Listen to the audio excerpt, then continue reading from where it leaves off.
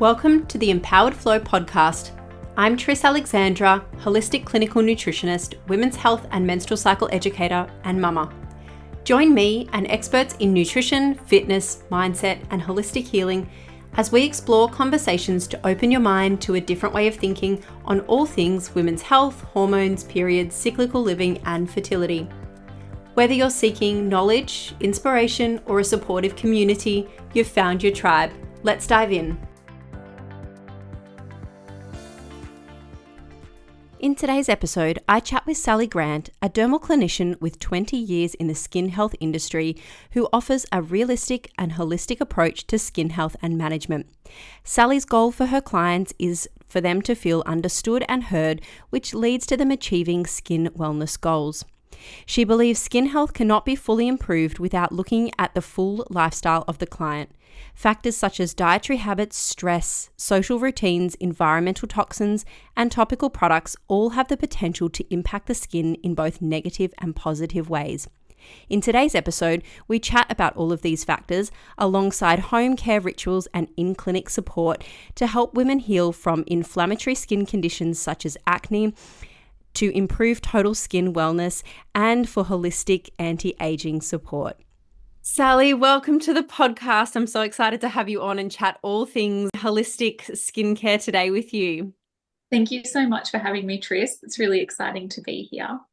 So tell me a little bit about you. I want to know what you do as a skin health professional, but I also want to know a little bit about you, your lifestyle, because I watch you on Instagram, picking veggies out of your garden with your kids and things like that. So I want to know a little bit about you as well. Yeah, so I'm a dermal clinician. I'm based in Canberra. I suppose the professional side of me, this is my 20th year of working with people and their skin.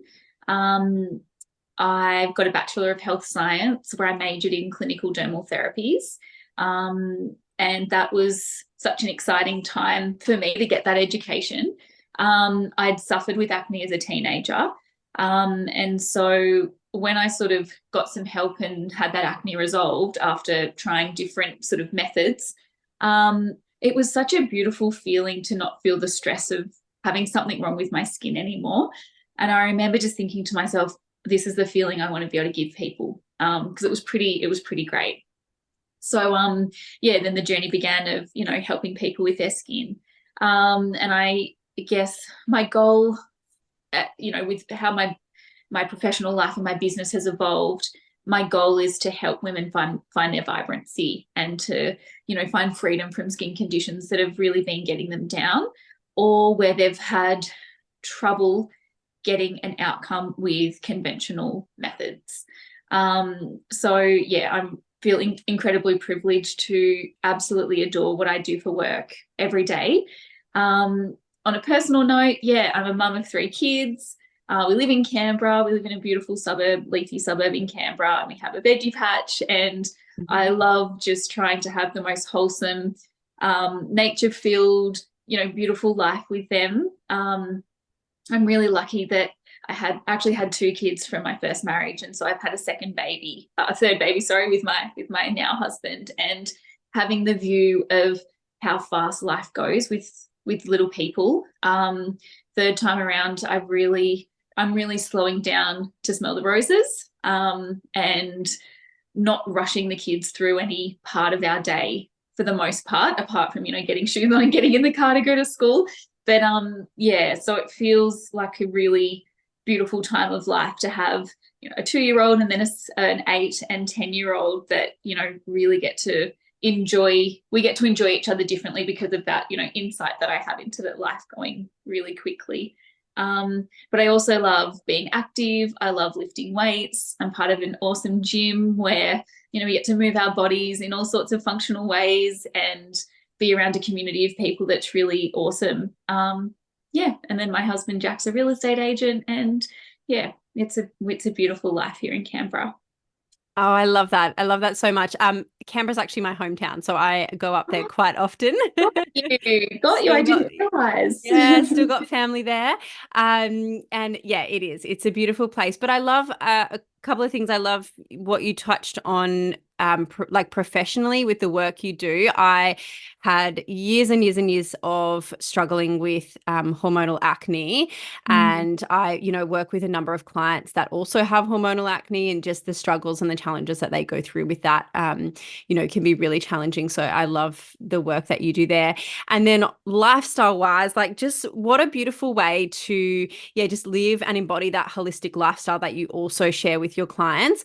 I think one big lesson for me, and something that I'm learning from my toddler, but just something that spoke to me that you mentioned, was just that slowing down. Because I think as women, and not all women, but just tends to be a lot of women that I know, we just rush. We're wanting to try and pack so much into our days and our weeks, and, achieve so much and do so much. But the slowing down is so important, and it's just, such a beautiful part of life. And it's something that I'm really learning from my toddler, for sure.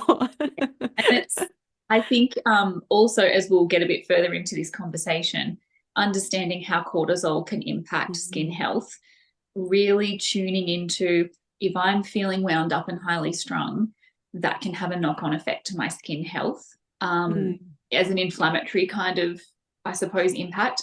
So just knowing, and just being present with your kids too, because they just grow up so quickly, and life just zips by. But I think, just trying to stay grounded and plant bare feet on grass, as often as you can, is super powerful. And it's not to say life won't be busy, and mine certainly is, but just take those moments of, holding a little person's hand, looking at them, and just savoring that moment. So beautiful. Let's dive into that more. Just, you touched on cortisol and skin. And what I love about the work you do is you approach your work really holistically, and you take the full lifestyle of your client into consideration, and how lifestyle, nutrition, all of those sort of things can impact skin conditions or skin health and that vibrancy of skin. So do you want to talk about the importance of nutrition and lifestyle on skin health and skin healing? Yeah, absolutely. So from my initial consultation, I suppose I sit down with women and firstly ask them a little bit about what's brought them into the clinic. And then we'll step into things like, what does a day on a plate look like? What are bowel habits moving like? What's the menstrual cycle looking like? Any medications? How much sleep are they getting? And what are their stress levels like? Because our skin is our largest organ. It houses all of our other beautiful organs inside of it. It also comes into contact with toxins and things like that day to day. But certainly after, over the last 20 years of practicing, what we put into our bodies does have an impact on our skin. And how busy we are and what our stress levels are like will have an impact on our skin. So one of the things I really love that you talk about is understanding blood sugar levels, and insulin resistance, and those types of things, and how they can have a knock-on effect to our skin. So many women that I consult with will, when we talk about a day on a plate, it's starting the day with a coffee as they run out the door, or perhaps it's a smoothie, but usually it's a coffee as they run out the door, and then they might grab something at work, or they might have something at their desk, or and so little changes that I'll suggest are things like having some protein or some fats before they have that coffee. So it might be a boiled egg that they've prepared the night before, or a handful of cashews, or something to just curb that spike that they can sometimes have from, having caffeine on an empty stomach. I suppose one of the ways I like to practice is never saying you must not do this, unless they're using, a product that's full of really nasty ingredients and their skin's, freaking out. But I think education around the why behind what we're suggesting is really, really, really powerful. And actually giving women, I mainly consult with women. I do also look after men, but I mainly consult with women, giving women the understanding and the tools to take control outside of the treatment room, and make some really beautiful, long-lasting changes. For a number of years, I suppose I did do things where it was sort of like, oh, we'll do peels and we'll do laser, and you need me to look after you so you don't have this condition. Where now I want to be able to look after as many people as possible, which means I have to give people tools that they can implement at home so they can actually look after themselves at home. And then when they get to that next phase of needing some extra help, they can pick up the phone and say, oh, I'm having a breakout, or I'm having a, peri-oral dermatitis episode. Can you help me again? Or can we activate that treatment plan? So, I think that giving people those tools are really important. So nutrition is something that we definitely talk about, having enough protein, good fats. And I suppose, like I said, I don't want to say no to things, but discovering other ways that we can have, a sweeter treat or some sugars and things like that. But really shining the light on processed foods, and how a lot of, health foods will say that are dressed up in a pretty packet that might say high protein, or, whatever it is, just understanding how to read those labels. I mean, food isn't my area of expertise, so I will often refer on if I think someone needs some help with their diet. But certainly just bringing it into the realm of what they're considering. And like I said, food's not my area of expertise, but just planting those seeds of curiosity that they can start to dig a little bit deeper themselves. And I might do things like, share your podcast or share another podcast or resource that I've found. I love the Glucose Goddess and her methods of, tapping into managing blood glucose and things like that. But For sure. just helping people understand that. And then I think part of your question was also lifestyle and stress. Yeah. Sort of, understanding, and again, I'm not a counselor or a psychologist or that type of thing, but sort of understanding what stress looks like, linking that to, okay, do we have a surge or a amplification of symptoms in the skin during a stressful period, or up to 3 months after a particularly stressful event? And how can we maybe look after our nervous system or our body in a way that supports the next episode, or helps to prevent how stress is impacting us? Stress doesn't just come in the form of emotional stress. It can come from exercise. It can come from the way we eat, those types of things. So it can come from, just not having enough sleep. Then we're running on this adrenaline kind of thing. So I think just, again, bringing the light back to, how can we support you, or how can you support yourself so that stress, things don't feel as hard.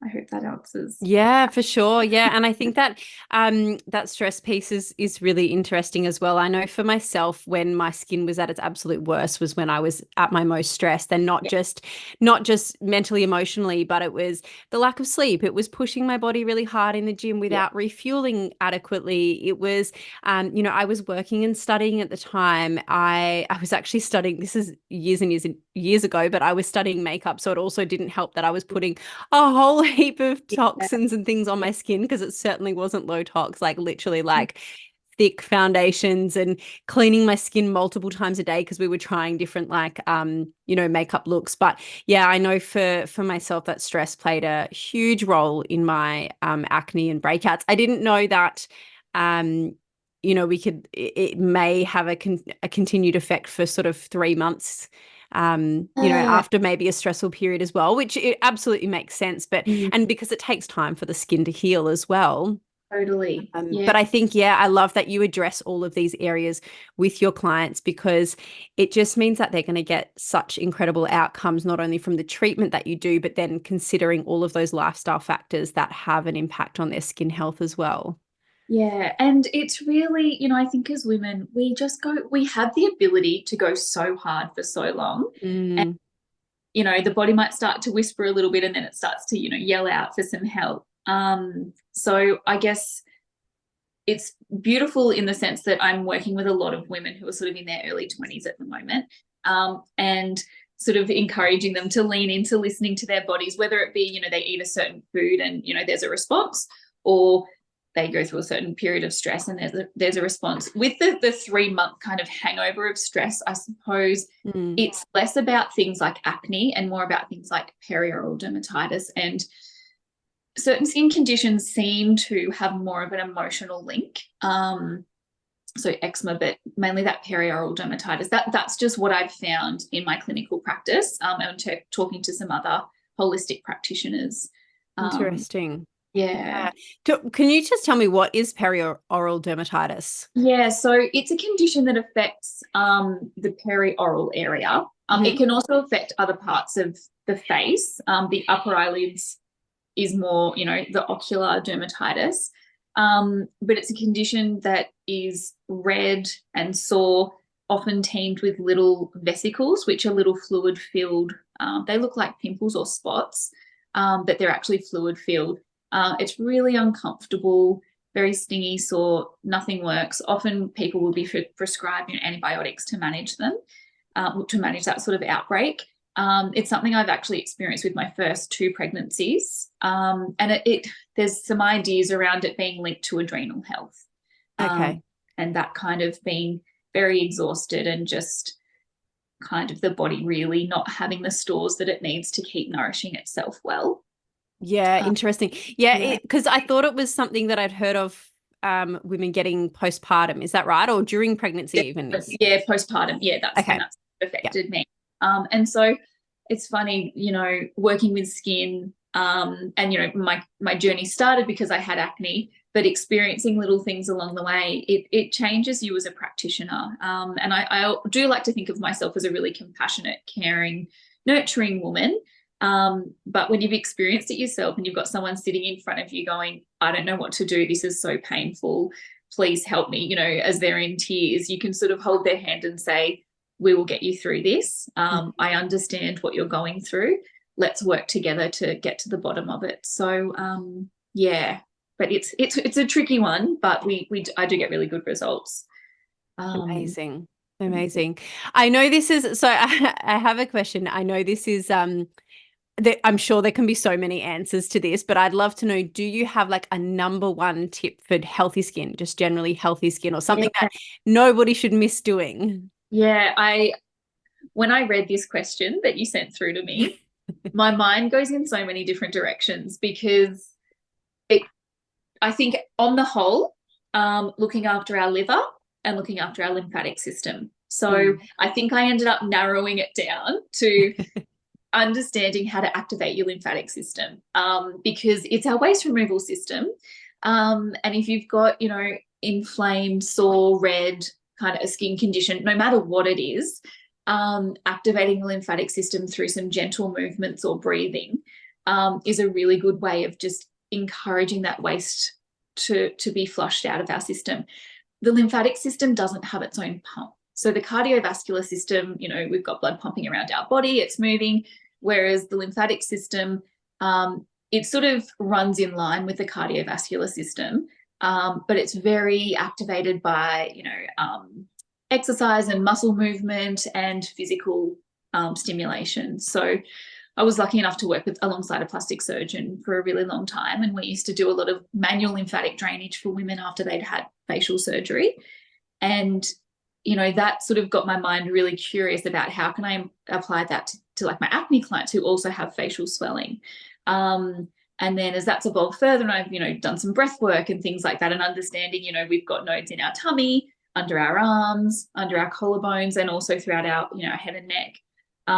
If we can work to activate those, it just gives a really more glowy, clear complexion. And I know that sounds really, how can you do that? Just by, a little bit of really soft movement, really. And things like, using a gua sha stone and a facial roller. And I'm always really, really cautious of, things that seem like a fad and things that seem, oh, am I really going to do this at home? But it's something, especially with my acne clients, they all get sent home with a manual lymphatic drainage protocol.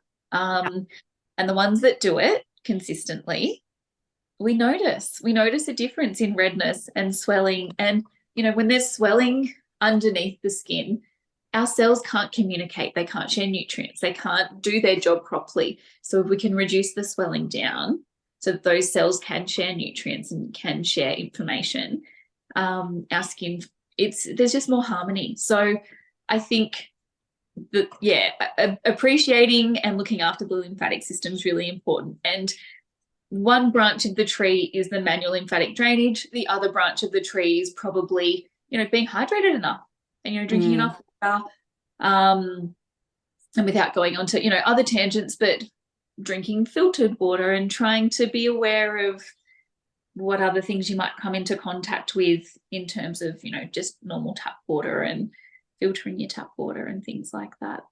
Yeah, for sure. I was actually going to ask you about gua sha because I just started doing it this year. So when you mentioned it, I was like, yes, so I should keep doing it, right? I think you should keep doing it. Yeah, I think it's a really beautiful practice. And I keep saying, telling myself I'm going to make a reel on, how I like to perform gua sha. I think, it's a traditional Chinese method. I guess they used it for, releasing muscles and, in the face, but I think on other parts of the body, but also moving fluids. So I tend to do a moderate sort of pressure, but I have seen it very, very hard and I have seen it very, very light. In my clinical practice, when I am treating people with acne or doing a holistic clinical facial, I'll use a gua sha stone to do a lymphatic drainage. And I love standing at the head of the bed and looking down onto my patient's face, and the side of the face that I've just done the drainage on compared to the side that I haven't, there's a notable difference. And, it can be just tiny millimeters or less than, but there's a difference in the color of the skin and just how it looks, how it settles.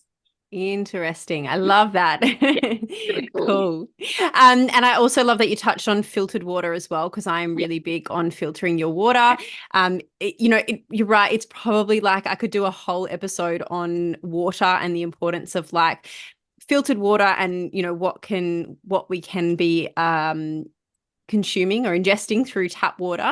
Yes. But I would say for anyone listening, if you haven't already, consider investing in a really good water filter, because it will make such a difference to skin health, optimal health, longevity, all of those things.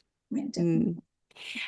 Do you have any misconceptions about skincare that you'd love women to know about? Like just the common things that we have. I'm not I'm very basic and very simple with my skincare, and I'm sure there's probably things that I do that or I'm not aware of that, just that you'd love women to know about.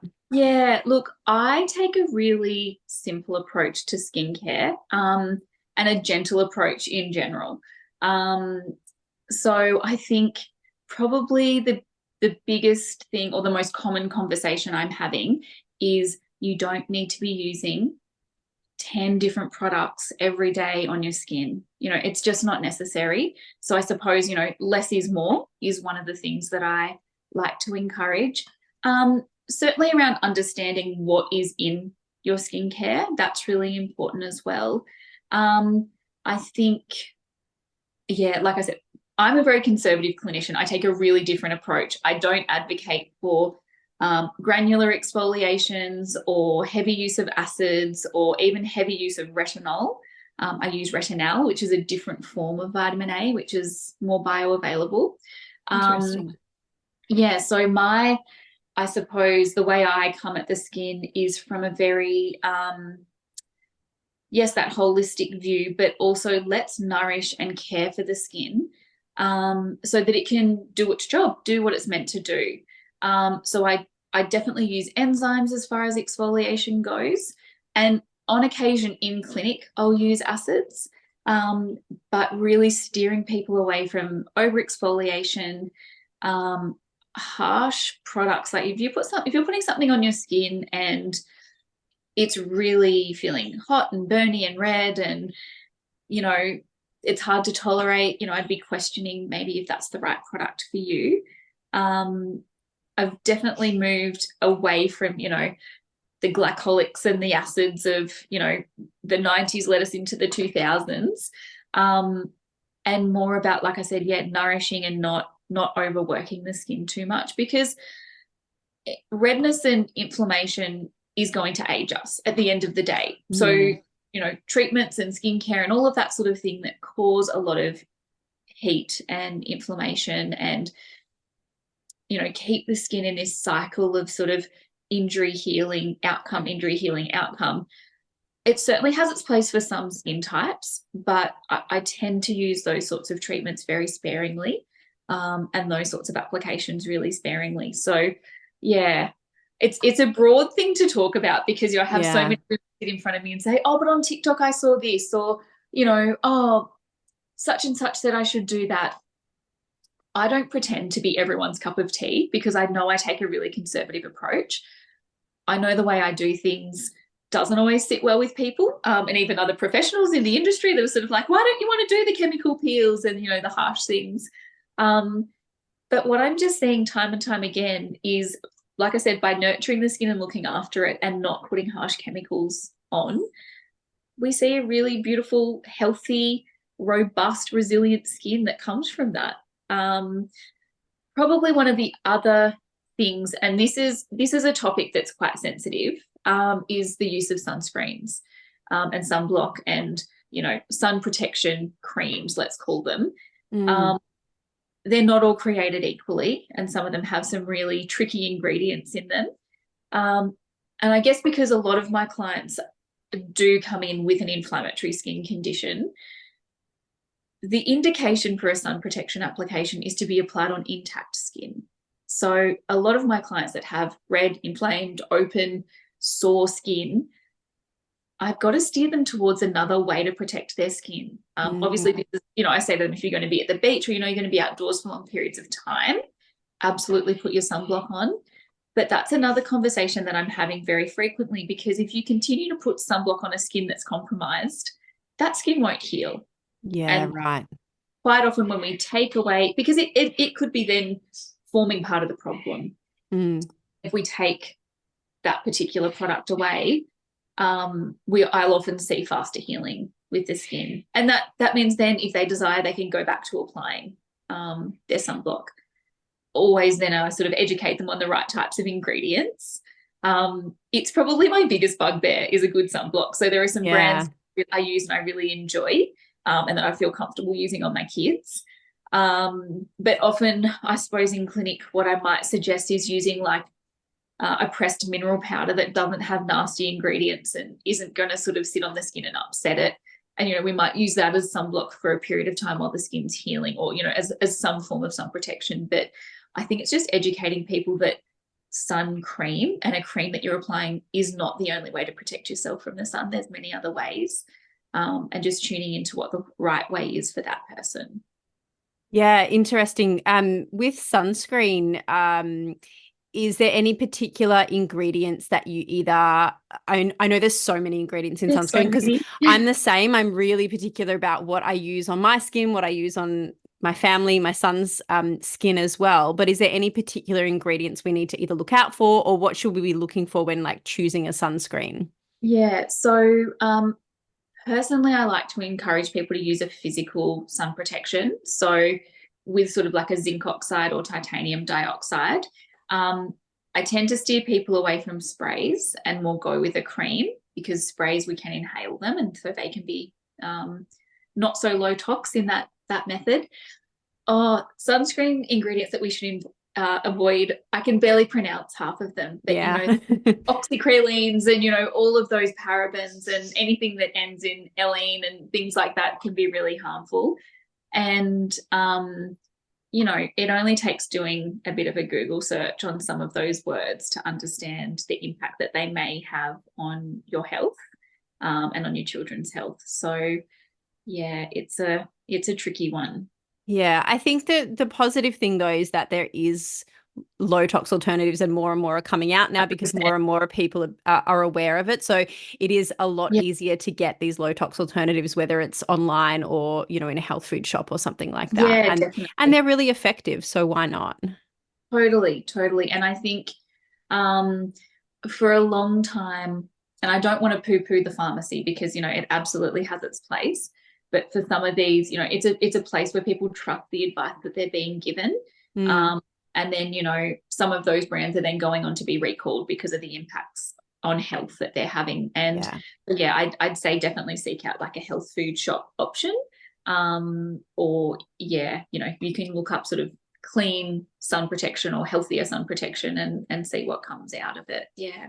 Yeah. And just on that, like just thinking about sunscreen and just skincare products that we were talking about, there is such an overwhelming amount of skincare products out there, and different, everything from serums to moisturizers to everything, Yeah. cleansers, exfoliators, like there's just so much. Yeah. Um, how, and obviously like I know when you work with clients that you would be, helping them navigate what their unique needs are, but just in general, do you have Yeah. any sort of, just tips on navigating like skincare products when we're looking at, our at-home skin treatment? Yeah, definitely. So, always as part of my consultation, I'll ask people to bring in what they're using so we can sort of see, is there something in that that's like, not suiting their skin type.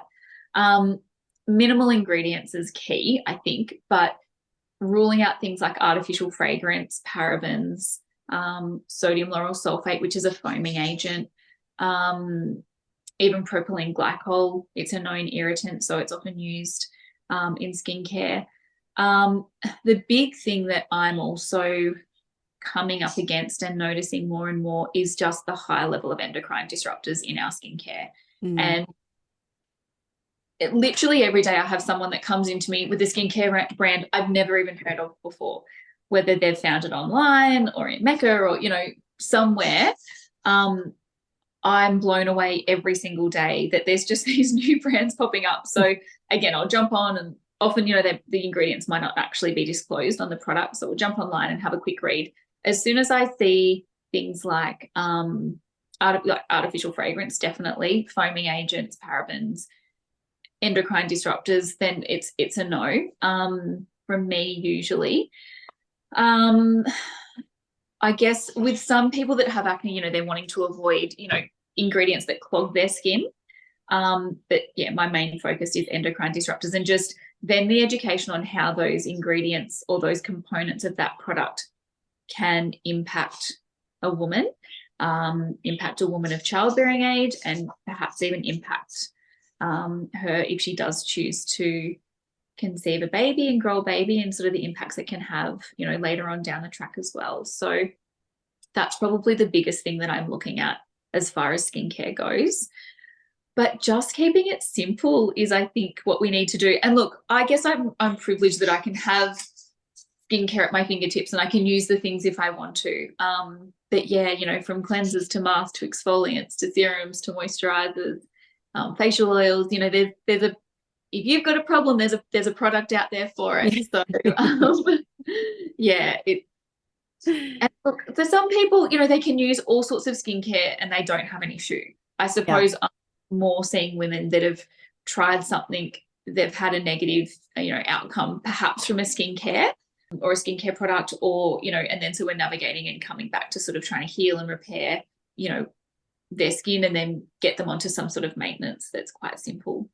Yeah, for sure. And I think it's really important to educate on and for everyone to be aware of the impact that endocrine disrupting chemicals can have on our hormones, on our fertility. It's so it can feel really overwhelming when you sort of start to think about, oh my gosh, I've got all this makeup and I have all this skincare and all these products, and they've probably all got endocrine disrupting chemicals. And I always say to my clients as well, like, just start slow. You don't have to pull everything out of your entire house right now and start again. But as you start to replace these products, like, let's start looking at some of these low tox alternatives, being conscious of the ingredients that's in there, because it does have such an impact on our hormones as well as our skin. And so for anyone listening, and I've touched on this before, but for anyone listening, endocrine disrupting chemicals, they are chemicals in skincare and body care products and deodorants and shampoo and conditioner, like household cleaning products. There's so many different products, plastics and things like that. And they have the ability to block, mimic, interfere with hormones in the body and hormone production, hormone secretion, the cells in the body that have receptor sites for hormones. And so obviously that can have then huge widespread impacts on not only our menstrual cycles and our hormone health, but also, on fertility and in both men and women, not just women. Not just local to women. Yeah, definitely. Yeah. And I love that point that you made about just slowly, because the last thing I want someone to do is to walk out of my office and think, oh gosh, this is all too hard. I can't do any of it. I'm so overwhelmed. So I'll often send people home. I might jot down a couple of notes for them, but I'll follow up with an email with some information. And honestly, and you might notice this with your clients too, that you sort of deliver information that you know that person's okay with receiving and perhaps applying, but really slow steps on the first 3 things that maybe we focus on. And then as I see them for their reviews, I might give them a couple of new things to work on each time I see them. So that might be every sort of 2 to 4 weeks, usually every 4 weeks. So the first thing I'll say is filter your drinking water, because there's lots of things lurking in that. And look, drinking water is treated with chemicals to keep us safe and to stop us getting certain diseases. It's just unfortunate that, what drinking water is treated with can also impact our health and have a knock-on effect to our liver and the way we detox. So filtered drinking water is the first one. Being aware of artificial fragrance in the home is my second one. So that's looking at things like scented candles, reed diffusers, scented bin liners, cleaning products, anything that has a fragrance that is quite powerful. Essential oils are a different kind of kettle of fish, but if you really want to get to the nitty gritty, you can call companies and ask them what they put into their products. But artificial fragrance is the next one that I ask people to focus on. And then the third one is changing over from storing food in plastics to changing over to storing food in glass. So leftovers and lunches and things like that. Any, hot items, never reheating food in plastic in a microwave. Those are generally my 3 things that I send people away with. And most people can kind of get their head around that and not feel too overwhelmed and start to understand, okay, there's little things around me that can be impacting the way my skin's behaving. When I do look at the face, I use a face map to sort of understand what part of the body is perhaps under pressure and then showing us through the skin. So, it could be hormonal acne on the jawline. It could be some digestive acne around the mouth and chin. It could be sort of, breakouts on the forehead and inner cheeks that might suggest something going on in the gut.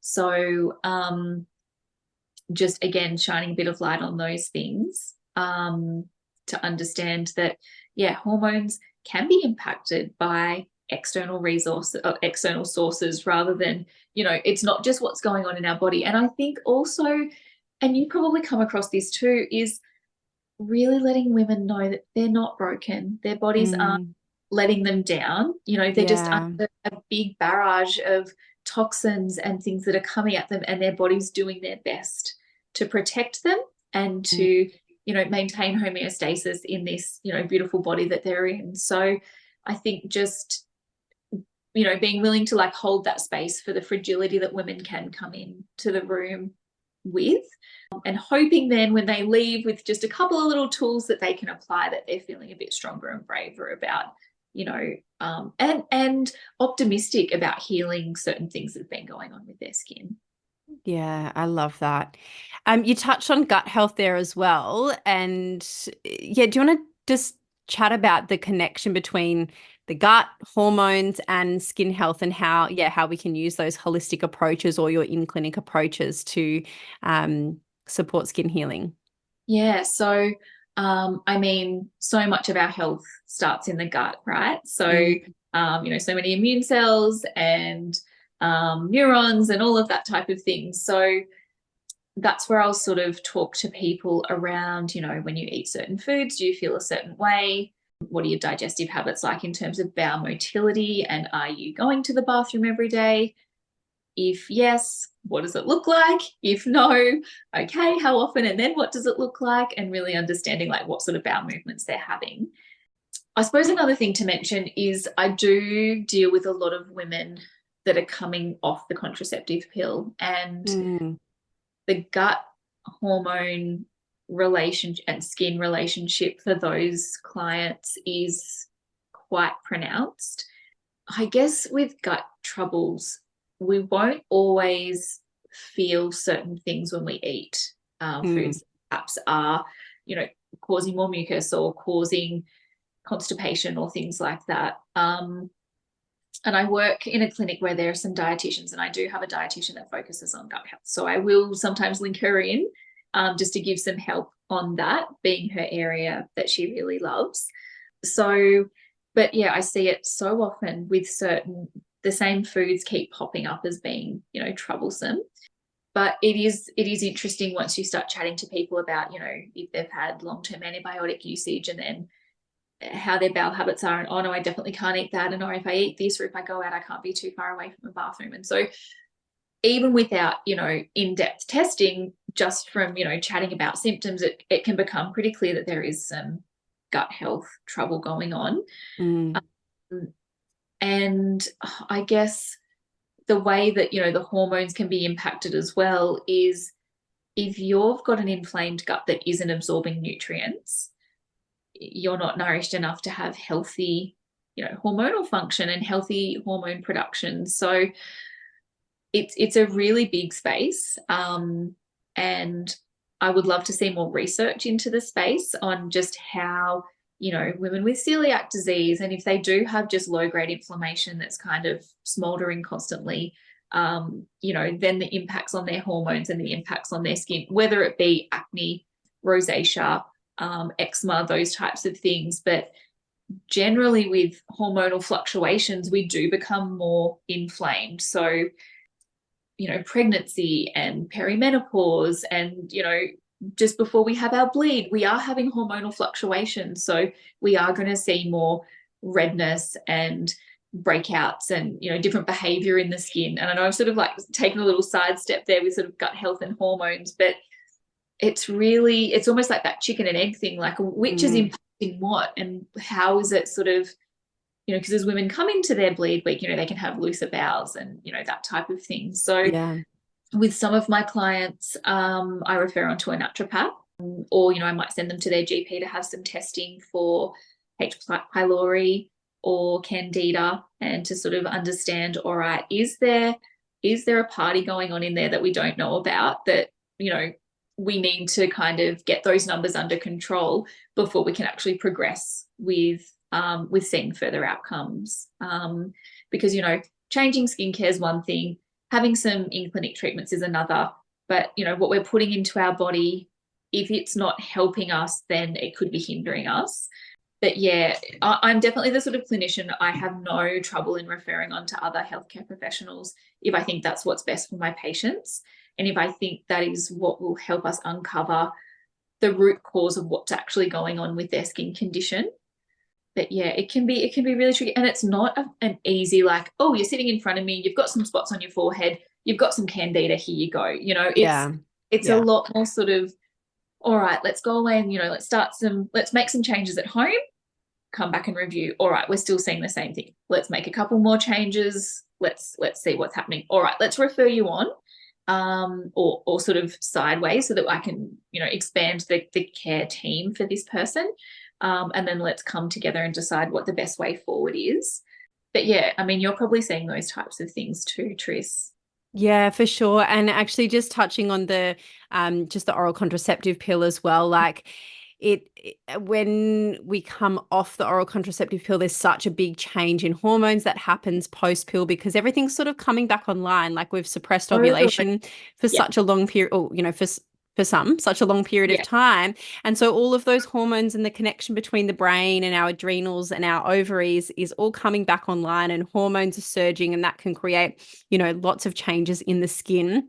And then we've also got to consider the oral contraceptive pill depleting a lot of nutrients in the body. So a lot of B vitamins, zinc, which is really important for skin and gut healing, selenium, which is a really potent antioxidant that protects our skin health and is really important for, skin aging and our hormones as well. So yeah, there's so many considerations, I think, with that too. And the tricky thing is, and quite often women are put on the oral contraceptive pill to treat their skin. That was what happened with myself. And I was on it for about a year, and then I came off it. I still had all the things going on underlying. And so my skin just broke out like 10 times worse than what it had been previously because of all those changes. And then I went through like, oh my gosh, like So I'm quite low tox now. Like I'm not certainly Yeah. not perfect. No one has to be, but you know, all of my skincare and makeup and lots of things in my household are all low tox. But let me tell you, I did not come from that place. I was Yeah. the girl in the, you know, in my 20s using Proactive. Do you remember the Oh, days of yeah. Proactive in the Yeah. 90s? Yeah. Like it was so harsh. It would like bleach. My mum would get so mad because I would like bleach all the towels in the house, bleach all my like pillowcases and things like that. So yeah, there's just, gosh, yeah, I've gone on off on a tangent too, but No, there's so um, much involved in the skin. so right. And this is the thing with like fads and things. And look, the main ingredient in Proactive was hydrogen peroxide, and Mm, it can have an impact short term, but when yeah, you use it long term, it's going to have an inflammatory effect. So all of these things in moderation can be really helpful. One of the main this one of my favorite serums that I use, its main ingredient is something called trioxylane, which is a stabilized oxygen molecule. It won't bleach your towels, and it's actually its messenger system is to the immune system to come in and repair.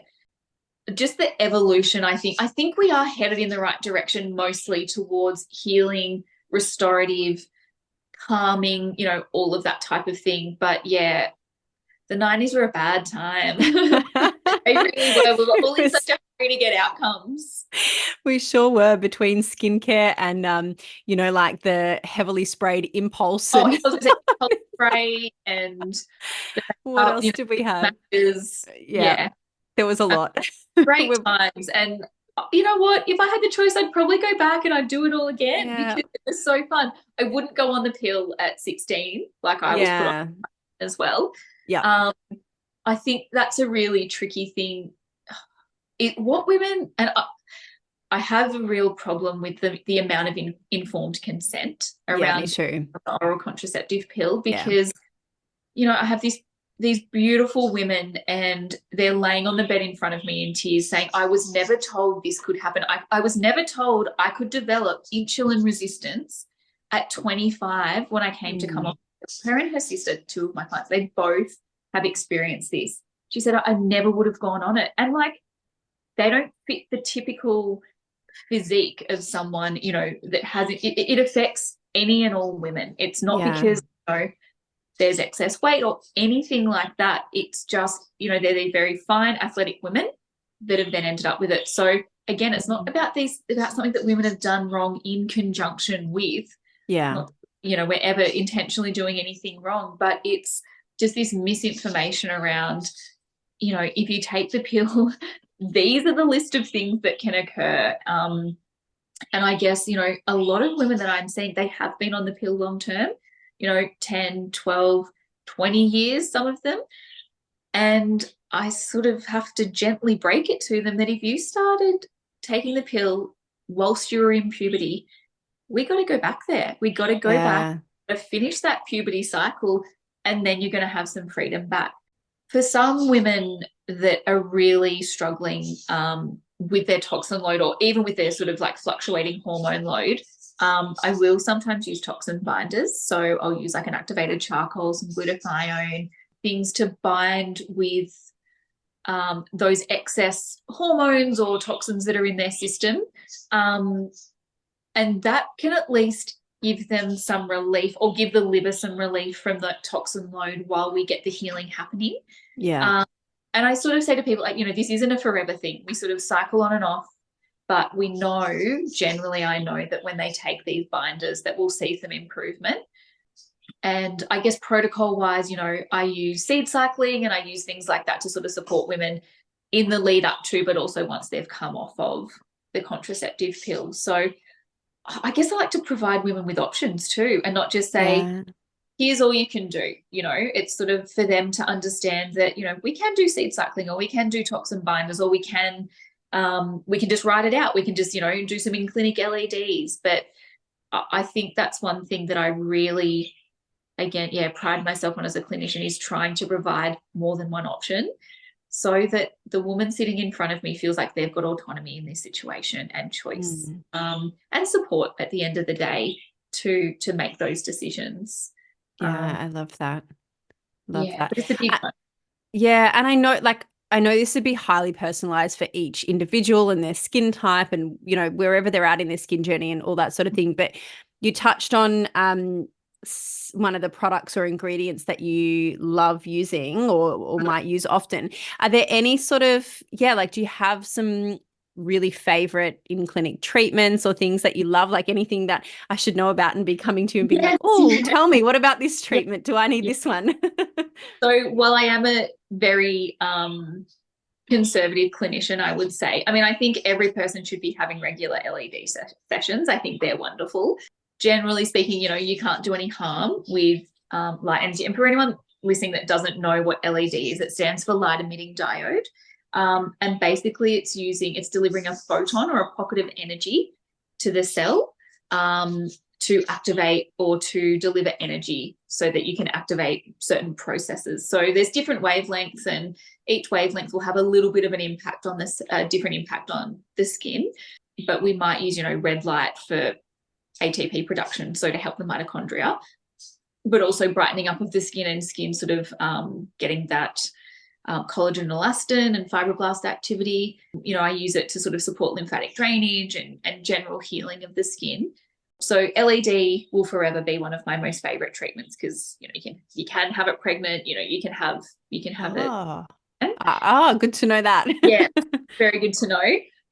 And I think there's been lots and lots of clinical studies with different companies around, you know, healing kids that have had a burn or, you know, healing surgical scars. And again, you know, with my exposure with working with a plastic surgeon, I got to see all of this in action. And because, you know, when I first started, we didn't have, you know, these other tools. And so as, you know, time went by, because I worked there for about 14 years. So, you know, I saw some different technologies come and go. But yeah, LED is definitely one of those things that is a mainstay. And I team it with all of my in-clinic treatments that I do because I just love the benefit. And it's so nice to invite someone to lay on the bed and say, you can lie here for the next 10 to 20 minutes. You know, I'm going to cleanse your skin. I'm going to let you lie here. This is time just for you. You know, I really love that component of like the self-care and the nurturing that also comes alongside of having an LED. More recently, my favorite treatment has actually become skin needling. And whilst I was very cautious, I wasn't sure if it absolutely aligned with the way I do things and with my sort of philosophy in the clinic. And then I went away to this wonderful sort of seminar or education session with a surgeon who'd been using it for a really long time overseas. And he explained about, you know, these amazing genes that it sort of activates and switches on for a period of time and how safe it is, and, you know, comparing it to sort of laser treatments and that type of thing. And it's often referred to as collagen induction therapy because it does get that repair happening. So yeah, I would say skin needling has become one of my most favorite and most popular treatments. I use it for women that have acne scarring. I use it for women sort of postmenopausally whose skin is a little bit dull and the texture's changed. I use it for women in their perimenopause times. The beautiful thing about needling is it's very clinician dependent on, you know, the way the treatment's performed and your clinical endpoint and all of that type of thing. So again, being conservative, I rarely, you know, do a treatment where there's lots of, because you do see some bleeding sometimes, you know, I rarely do a treatment that has lots of bleeding and wounding and injury. And the products that you're applying afterwards are also really important too, but I like to stay pretty conservative. One of my clients that I've looked after for lots and lots and lots of years, we have started doing some skin needling with her. She came to me, she said, this is my budget for skin for the year. I want you to tell me what I should do to get the best outcome. Because, you know, I think she's in her late 50s. I think she's about to turn 58. And she said, you know, I don't need to look 20, but I want to look vibrant for my age. So I said, well, I think we should use these skincare products, and I think we should do a skin needling treatment once a quarter. And she came in for her second treatment just this week gone, actually. And I love being surprised by the results that I've achieved for somebody. Her skin texture was better, the color was better, her pore size was more refined. And she's got, you know, she calls them her cranky lines, and they were softer. And she said, I am just the biggest convert. She said, I just can't get over how one treatment has delivered this outcome for me. And I said, well, thank you for trusting me. And yes, we've got her using some really great ingredients at home. But yeah, I think skin needling is where it's at with the right clinician. I'm really fussy about, making sure you're seeing someone that is highly skilled, highly qualified, that's had some time in the industry to understand what good treatments can do and what not so good treatments can achieve too, because you've got to understand what the flip side to what you're doing could be. I think I need to start planning a quarterly trip to Canberra to see my family and come and see you Yes, in treatments at the same time. Definitely. Can we actually, like something that I'm really interested in and want to pick Yeah. your brain about? Yeah. So I'm 38 and I spent most of my, previous years worrying about oily skin and obviously acne because I went through years and years of that. But now I'm like, the anti-aging side of things, I really want to protect my skin and just have that like nice, vibrant glow, but also, just protecting it in the sense of like anti-aging. So do you want to just, share with us anything we need to know about healthy aging and protecting our skin? Yeah, definitely. So I think for me, I was thinking it was a two-pronged approach, but it's probably a three-pronged approach. So managing stress levels, definitely, as we've touched on earlier, managing stress is really important with, I think, just how vibrant we can appear, because the vibrancy not only comes from what we see, but it's, our spirit as well. So if that can be in check, happy days. And it does take some work sometimes, but it's achievable. Next is, using quality skincare. So generally, cleanser and moisturizer, absolutely, that's fine. But then we'll bring in some sort of specialty serum. So I love using an ingredient called retinaldehyde. It comes from the family of vitamin A. So if you think of vitamin A as a Russian doll, there's lots of different layers each time the molecule sort of sheds a layer. And ultimately, we want to get to retinoic acid because our skin cells will have a receptor for retinoic acid and it'll recognize it and it'll apply it. And the impact that retinoic acid can have on the skin cell is basically regulating skin cell function. So we're not asking the cell to do anything it's not designed to do. We're just asking for, a hydrated cell, a cell that renews itself regularly, that, it doesn't overproduce lots of little vessels or redness. It helps with, sort of skin resilience. So retinaldehyde is my choice of the vitamin A form. And it's a less acidic form of vitamin A, so you can use it quite frequently. So I sort of work people up to using it maybe morning and night, but certainly every evening. But it's a gradual process. And then the other thing with that is, it will help to produce just a healthier kind of cell. And it is also an ingredient that I think helps with managing inflammatory conditions such as things like rosacea, which we haven't really spoken about today. But, it's another inflammatory condition where there's lots of redness and facial vessels and things like that. But topical vitamin A or retinaldehyde is a great one to improve skin texture as well. And I think the way you apply your products is really important too. So we were talking about lymphatic drainage before. So, not being scared to really work it into the skin and giving your face a beautiful, really vigorous massage as you're sort of getting that product in there. So vitamin A is one of my favorites. If you have got some underlying inflammation or textural change or redness, then I would come in with the trioxylane and use that. I use a brand, I don't know if you wanted me to mention sort of brands, but I use the main skincare range that I use in the clinic is a brand called Osmosis, and it's a holistic skincare range. So there's both wellness and skincare, and then as well as some makeup in that range. So I love that I only have to have one brand in my clinic that ticks multiple boxes. So the retinaldehyde I think is really important if you're only going to use one serum. I mean, we can, other serums are really important too, but I'm very minimal because I'm a busy mama as well. So I think I always have that hat on when I'm consulting, but then I'll always ask the question, would you like to use another serum? We can use some antioxidants in the morning if you'd like to use that. And so I'll let sort of the client direct that. I think some exfoliation with enzymes is beautiful. And, it's just a really gentle way to just take off what's ready to come away. If we exfoliate with granules or harsher acids, sometimes what can happen is we can sort of over exfoliate. And so instead of just smoothing the skin out, we end up sort of aggravating it and making it a little bit upset. How often should we be exfoliating? Because I've been told off before for exfoliating too much. Yeah, and that's very common with someone that's got a history of your skin type. Yeah, sort of like, oh, the more I scrub it, the cleaner it will be, and the less oily it will be. But it actually can have the opposite effect and sort of end up stimulating more oil. But look, I think once to twice a week, I sort of say to people, have it in your shower, do it on a Friday morning so you look glowy for the weekend. That's just the sort of, placement that I put. I always give it to my brides and my mothers of the bride to do, the day before. And as a makeup artist, you would know makeup goes on so beautifully on a smooth canvas. So I'll give them that and then a really beautiful hydrator to get on there so that they're feeling nice and dewy sort of before their special day.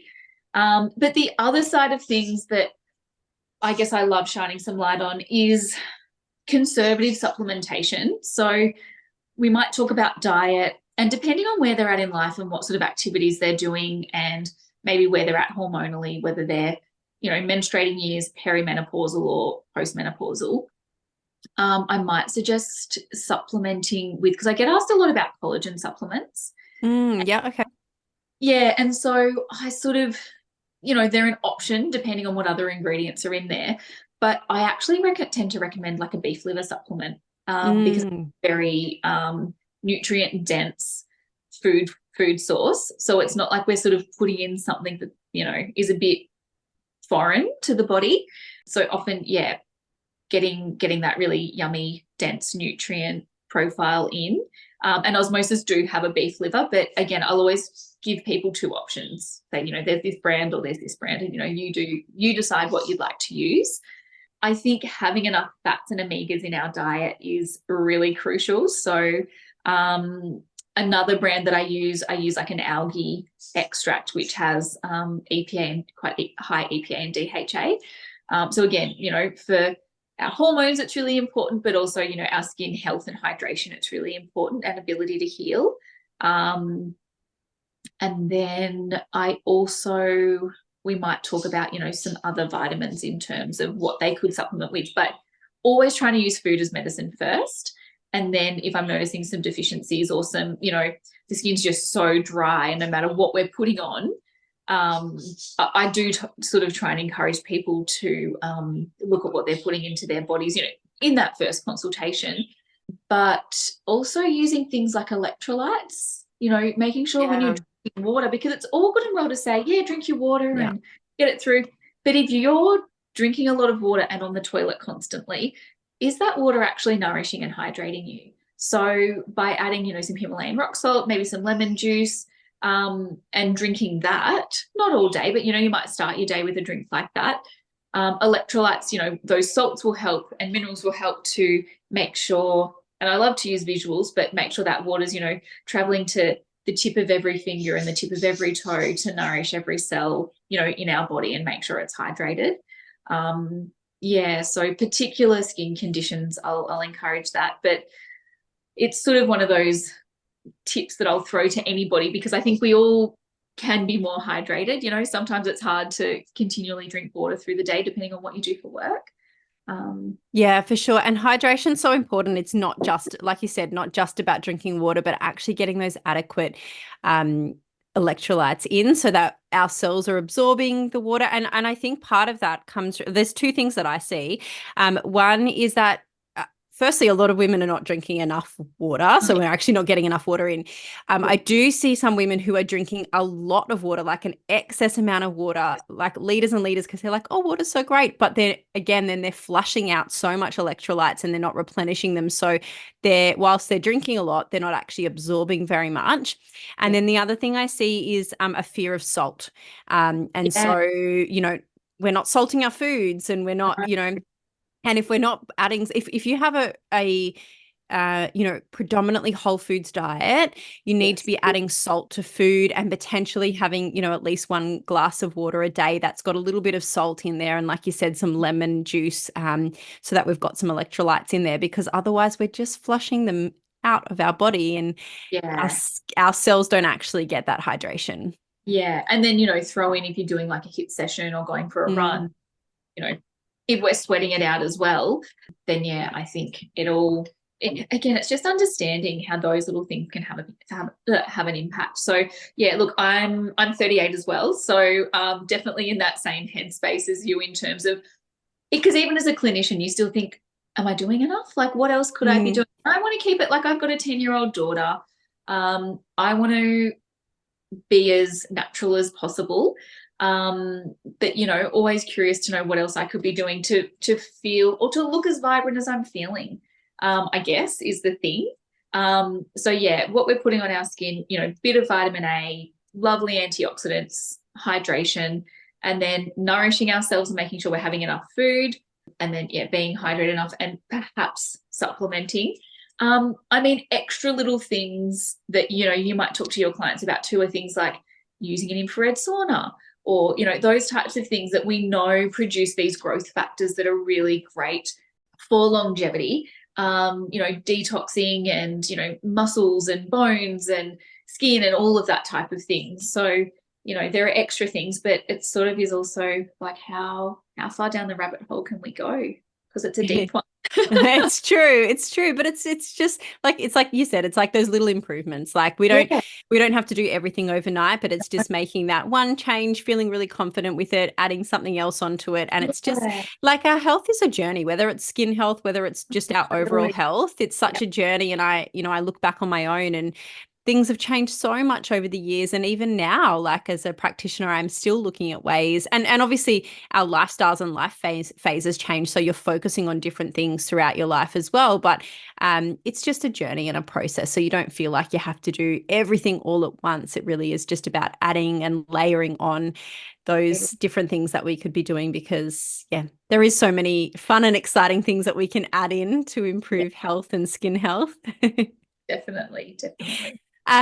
We've covered so much, but is there anything else that, like, we've missed that you're really wanting to touch on?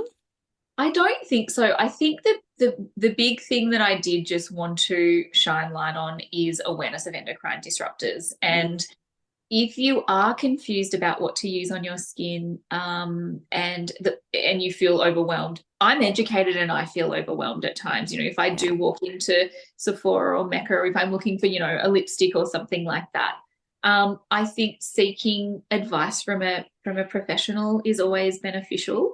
I know you're down in Melbourne and you probably consult with women all over Australia. But, online, I can see people, but also, there can be people that are local to you that maybe have lots of experience in the industry. And I guess asking questions around, like, endocrine disruptors and that type of thing, and sort of starting that conversation with your healthcare provider or your skin health person that you're seeing, because the more we have these conversations, the more we're going to bring awareness to what's great and what's not so great, and then perhaps we can start saying no to what's not so great.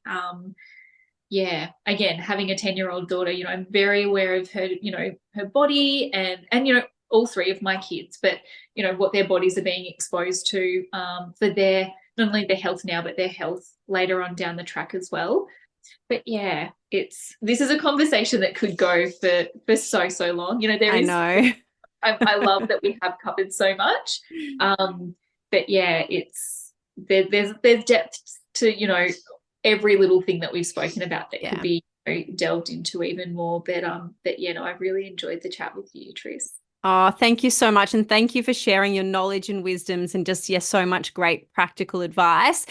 Let us know, where can we find you? Where do you practice out of? Online? Where can we find you? So currently I contract out of a little clinic called Her Matters in Canberra, a predominantly women's health clinic, while we do also welcome all genders into our space.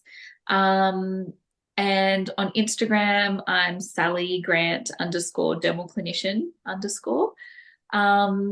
And yeah, those are the spaces. I do have a website that's kind of, it's there, but it needs a little bit of work and love at the moment. I'm just doing a little bit of a rebrand with that.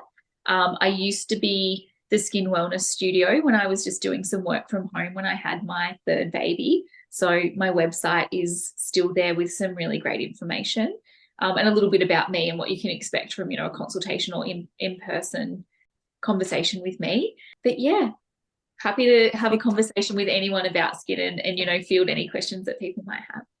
Perfect. I will share all that in the show notes. Thank you so much, Sally. Thanks, Truce.